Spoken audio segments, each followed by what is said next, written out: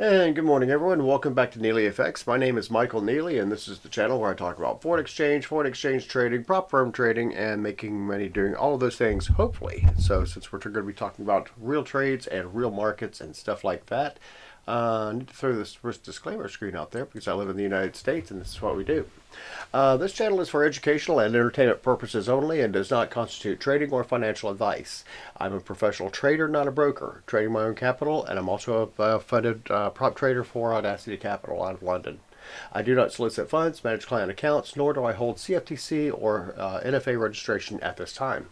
Forex trading is highly speculative with a high risk of losing some or all of your investment capital. Only trade with funds you can comfortably afford to lose. And here's the CFTC Risk Disclosure. Forex trading carries a high degree of risk and may not be suitable for all investors. The high degree of leverage can work against you as well as for you. Before trading Forex, consider your investment objectives, experience, and risk appetite. You could sustain a loss of some or all of your investment capital. So let's see what's on the agenda for this next week. Where'd it go? It's on there somewhere. No, I was just looking at it. There it is. Oh, I see what happened now. Okay, well, enough of that. Here we are. So this is what it looks like today, this week. I mean, not really. It's an article I was looking at. Fed liquidity is back. The private sector is deleveraging, kind of, and wages are falling behind. Not sure how accurate that is, but there's the article. We're going to take a look at that in a minute. We are seeing that the Fed has increased its balance sheet, non-private sector. Credit percentage is going down, and they're saying that basically, the gap between productivity and typical workers' compensation has increased dramatically since 1979. Yes, that is true. Wages have been dropping since 1979 compared to work output. That's because the dollar's been devalued so much by government spending since 1979. 1979 is also the great recession of 80, 81. He's also said something here that kind of bothers me. He said I can tell this kid was born after the 80s. Whoever wrote this. High interest rates were supposed to break the economy. Here's what actually changed. We didn't have high interest rates in the United States. One, we had in the 80s, we had the Fed held interest rates at 21%. Which broke the economy and rebuilt it in a completely different finances due to Paul Volcker. We do not have a Paul Volcker. Instead, we've got guys like this who think 5% is high inflation. But anyway, we're not going to talk about that. I mean, 9%, 5% interest rates are high interest rates, but we had 9% inflation, which is a little bit on the steep side. Well, let's come over here. Let's see how we're doing on our $30,000 challenge. We are still up 10%. I need to get another 5% in there before I get funded. Before I turn this into a funded account. Audacity Capital is calling me a funded trader. I'm not quite funded yet, but I'm working on it. I could get another funded account this week, but right now I'm funneling money back into my live account, into my personal live accounts to get those balances up. Because I'm going to be trading more. So this is not a bad showing after 1 week, a 10% return in 1 week. That shows you what can be done in Forex if you do it, and do it. I guess I did it right until I got the results I was looking for. So let's see what's going on here. We can look forward to this next week. January the 11th, nothing's going to happen because it's Sunday. Something may be happening in the Pacific because Monday starts at 8 p.m. our time. So they've got a little stuff going on in Australia, not a whole lot. We have Tuesday, we have our first taste of CP of inflation coming out. Hey, how about that? And that's my day off. I'll be trading that day. So that's going to be interesting. Maybe able to make a little bit of money there. Of course, CPI is coming out. That is not the Fed's favorite output for, or favorite thing to look at for inflation, but it's kind of close. And then September data for new homes. That's probably not going to make a thing. And then new home sales again. Looking for 715. Not sure about that. Mortgage rates right now are about 7% in the United States. So maybe not. Who knows? Then we have PPI coming out on Wednesday. And then British GDP coming out on Thursday. So how about that? We'll watch the British currency, British pound doing things. Let's see, and then we have unemployment rates. It's going to be a nothing burger. Empire State, because these days you can literally pick up your phone and start a new career in 15 minutes.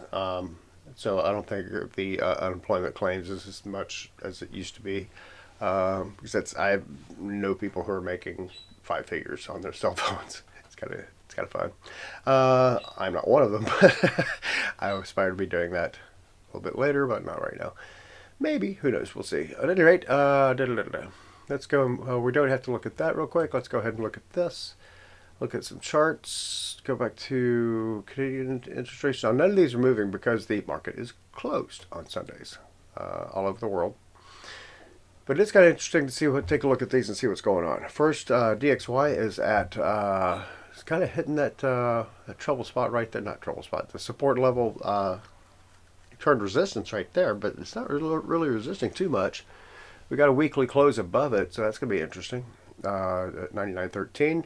The article I just read, if the Fed is truly back, if QE is truly back, if quantitative easing is back, we're going to see the dollar perk up. And if that's the case, then we're going to see the this go down. The euro versus the dollar. So it's closed below the bullish confirmation right there. So we could see this trade back down. Right now it's just range bound. It's been like this for quite some time.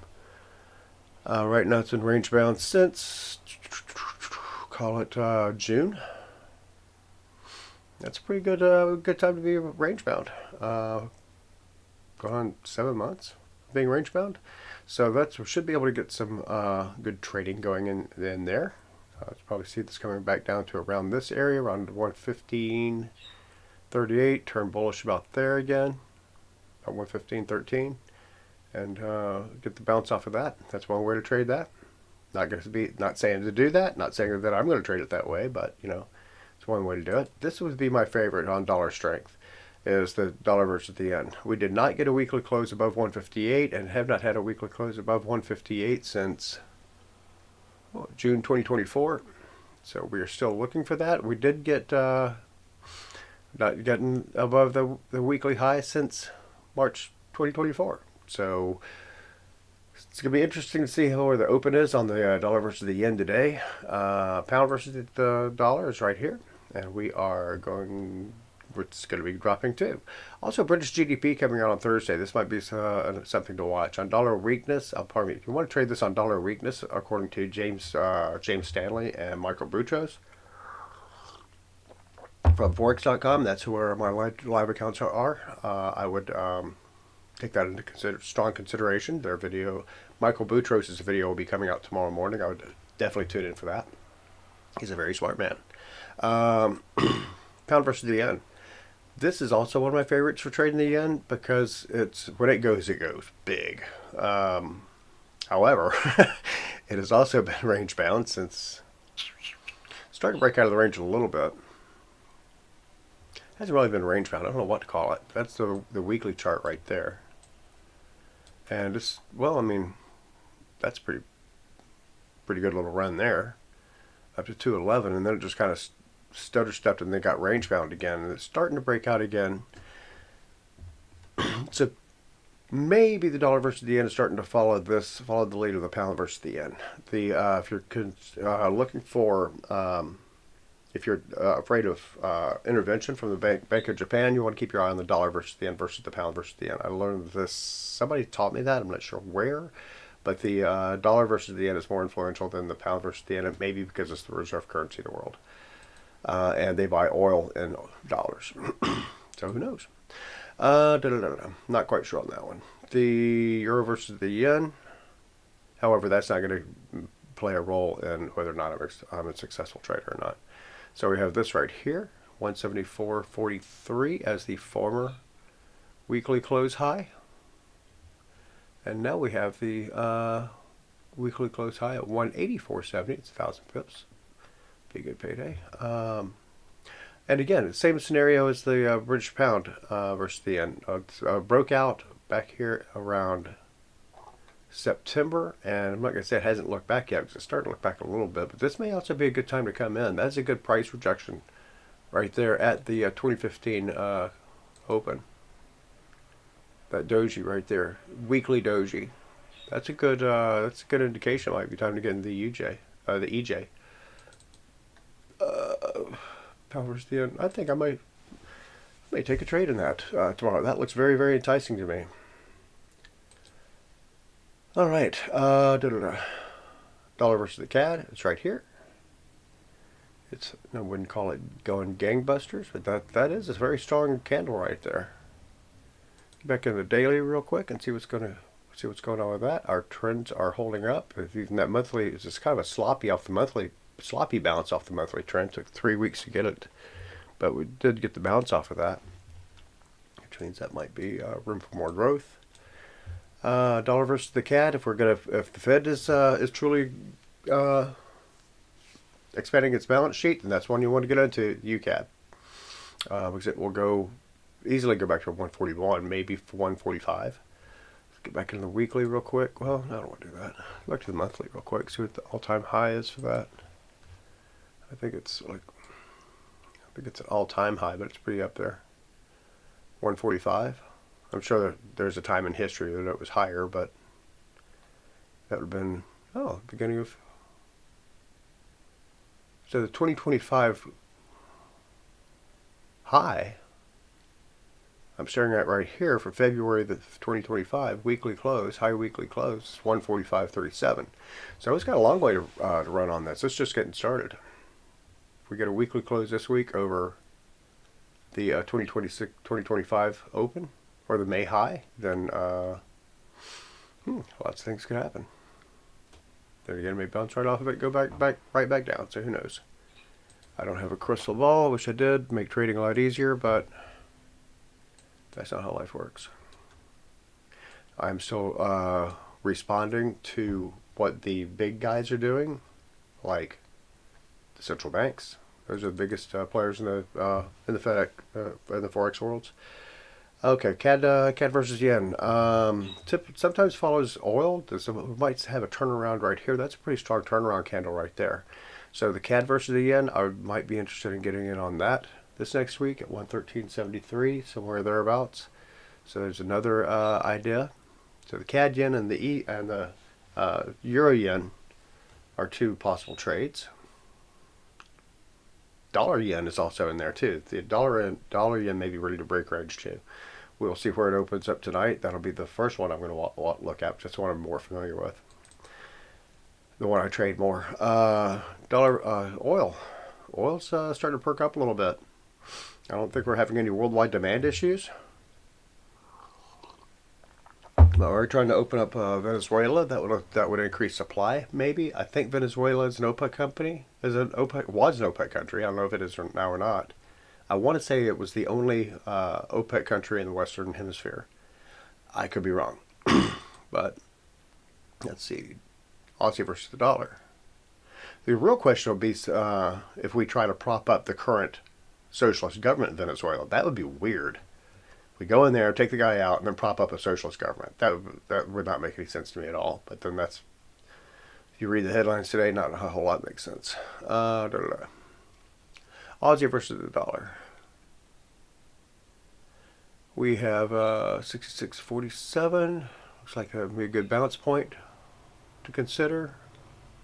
Clean rejection of anything lower than that this past week. So we'll see if that can drop back down to 166.73 before bouncing. If the dollar is going to be strengthening, if we are getting back into a dollar strengthening scenario, then this will be coming down. I want to look at something real quick. Let's look at the U.S. 10-year. U.S. 10-year bond yields. So according to that article, the Fed started easing again back here. And we have a range-bound 10-year. So nothing's happening yet with the bond yields. And this is the main one we want to watch for what's really going on with the dollar. Is the 2-year bond yield. And this is, I like to break down the comparisons between the 10-year yields before I place a trade too, to see which ones are going up, which ones are going down. For example, British pound is going down. Money's flowing into their bonds. I'm thinking this through sometimes. Money's flowing into their bonds. Yield is coming down. and the U.S. yield is going up. Not a whole lot on Friday, but it was you know, enough to kind of see what's going on with that. Let's see what the weekly change is on that. Can we get a weekly change? Whoop. Is that what I wanted? Oh, maybe it is. So, no, it's just range bound. Has been since December. So it's been range bound for a little while. We'll see which direction it breaks out to. When it does break out, it typically doesn't stay range bound forever. If it did, that would make it a lot easier if we had a constant interest rate and everyone else was bouncing around. Could pick trades a lot easier. But that would be called communism. We don't do that here. Okay, I'm gonna keep my mouth shut on that. Let's see, gold. We finally got a weekly close above 4,500. So this could run more. That's what I was looking for down here on the US 10. See if I can find that again. No, the yield curve. Okay. No, there it is. So the yield curve, we've got lowering interest rates, and the last 3 months are perking up. So that article may make some sense. So we're going to start getting higher interest rates. We get quantitative easing. It's going to more money into the money supply. More money into the money supply means inflation. So we could be getting into some inflationary times in the United States. If I'm trading a $100,000 account, suits me. Let's do it. That means I'll be making at least $10,000 a month. At least. Dollar versus the yen. Gold is right there. Doing great. As I mentioned, we got the weekly close over 4,500. So we could see a continuing run beyond 4,500. All-time highs right here at 45.53. Is it? 45.59. 45.49. So that's the ATH right now. We'll see if that holds this week. That would also be a good trade to get into, especially during inflationary times. You want to get into your metals. Platinum. Not really showing much of anything on the weekly. On the day. Let's look at the weekly real quick. On the daily, let's look on the weekly. Shows a solid price rejection right there. And have a beat down at 2,300. So I'm not really sure what's going on with platinum. I don't trade it, but that's something to consider. Oh, look at that. Weekly close over the prior week's weekly close. That is something to consider. So higher weekly close right now is at 80. 79.90. Pretty close. Oh, look, there's the number I was looking for. 79.90. So that's a pretty solid weekly close on silver. Probably gaining some traction. We should see $100 silver probably by the end of the middle of February. So I like silver. I'm going to keep buying silver. I'm going to keep trading silver. Seems like a no-brainer to me. This is very indicative. Got a parabolic move right there. Tried to retreat into the 75 range. 72, 71. It's got solid support right there. And then this past week it took up back off again, pretty much on Friday alone too. So silver's going to make some broad moves due to supply and demand issues, but we're going to see some. We're still going to see a lot of big moves out of silver. All-time highs at 83.96. We could beat that by Wednesday, so which would bring in $100 silver by the end of January.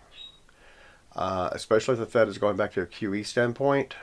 I think I had that right. I'm not sure if I do or not. I'm probably going to have to grok that or Google it or something to make sure I'm on board with that. But if I'm not mistaken, if the Fed... matter of fact, let's do it right now while we're making the video. So, my favorite is grok.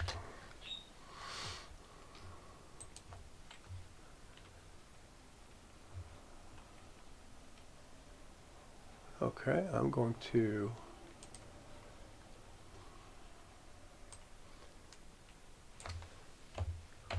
Control-C.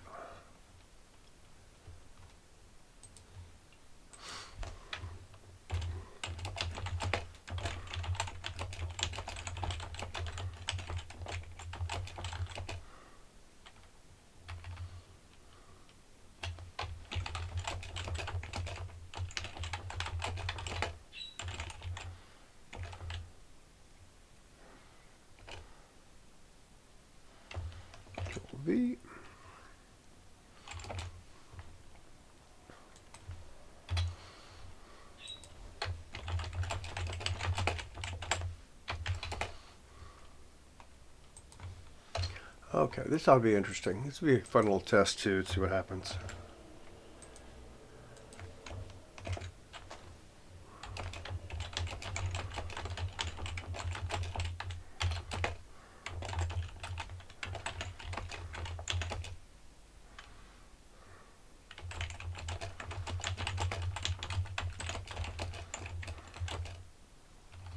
On U.S.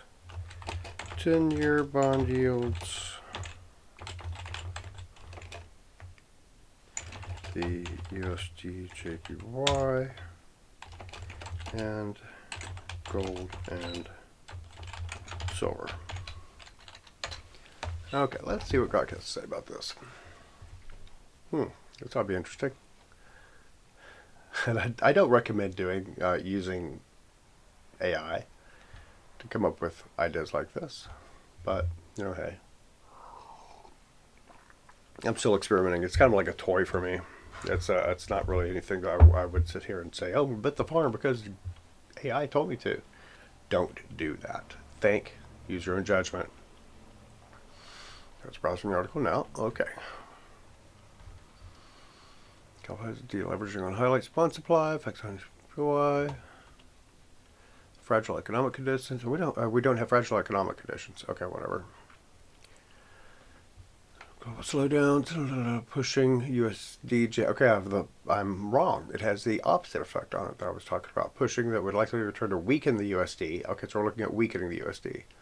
While gold and silver would likely benefit prices under the scenario. Okay.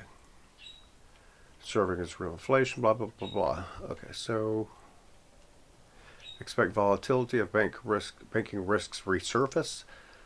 I don't know why the Fed is doing this, because I don't see that we have banking risks. If anything, we should be increasing interest rates, if you ask me, instead of lowering interest rates. 5% inflation is that's another article, another thing I meant to mention. It's the Atlanta Fed Now, where they do the Fed Now tool. It's now saying 5. They're all over the place, their predictions. First they said, what is that? No. Fed Now service. Oh, GDP Now. I think that's what it's called. GDP Now. There we go. GDP Now. So they're all over the place with this. They came out last week and said, oh, it's going to come down to 2.3%. It's going to be solid 3%. Up, it's going to be 2.6%. Up, it's going to be 5%. I don't think they really know what the hell's going on. Which is kind of makes sense, because economists typically get it wrong. But we're forecasting a 5% GDP for fourth quarter 2025 indicates we should be considering raising interest rates. 5% GDP is a little bit high. That's going to bring in some inflationary pressure. So maybe that's why they're breaking, instead of raising rates, they're going to expand their balance sheet and thus try to keep inflation at bay. So I think okay, that's what's going on. That makes more sense to me. Okay, so with that, now I've kind of got that sorted out. Disregard a lot of things I said earlier. This is the thing: if you don't watch the whole video, then you're gonna miss out on what I'm saying. But maybe we'll get some positive comments or some negative comments. Whatever works. But anyway, that is all I've got today. We're going to come back over here and look at silver real quick as the background, because I love silver. If you like this video, then hit the thumbs up. If you want to see more of these videos, then subscribe to the channel, and YouTube will let you know when they come out. And lastly, if you have any comments, by all means, put them in the comment section, and I'll get to them as soon as I can. You guys have a great one. Talk to you later. Bye.